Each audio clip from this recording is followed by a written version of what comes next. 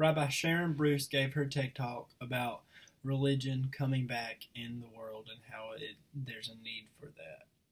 She talked about how she remembered hearing of the bombings in the early 2000s after she just had her newborn child, and she wondered what kind of world she brought her child into with all of this hatred and religious hatred going on and religious extremism. In the 21st century, she said religious extremism is on the rise, and she showed us a few charts that displayed that. She said we have become too used to religious freedom.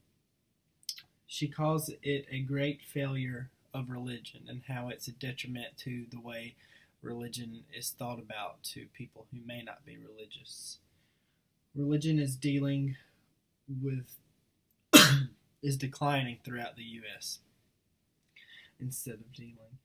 And she said more and more people are starting to believe that religion can help in times of need, but there are people who aren't just going to church anymore, but more and more people are starting to believe that it can help, so that is a plus. She talked about 4 common commitments in the communities: wakefulness, hope, mightiness, and interconnectedness. At the very end, she said religion can and must be a force of good in the world. She said religious leaders need to take a stand and fight for what's right and what's justice for all. So I chose What is Moral Behavior, the Religious Life, page 226.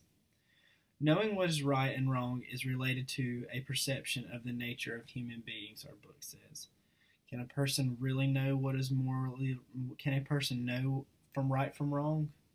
Some theologians argue that there are tests that can be applied to figure out what is morally right and wrong for a religious person. So I think that Rabbi Bruce relates to this aspect because she discusses religious extremism, and I think sometimes people misinterpret what religious books say, and they use that to say, oh, we need to get rid of some of these people in this world who don't believe the same way that I do, and that's just not so. That's just not the way it is, and I don't know. There might be religious books out there that do say that, but it's not something that I believe in, the religion that I was brought up in. But I think if more people are interested in becoming religious, they need to talk to people who are and get those questions. But I think she did a good job. I'm going to give her 8 out of 10. It wasn't my favorite talk, but I think she did a good job, and she had a lot of good points.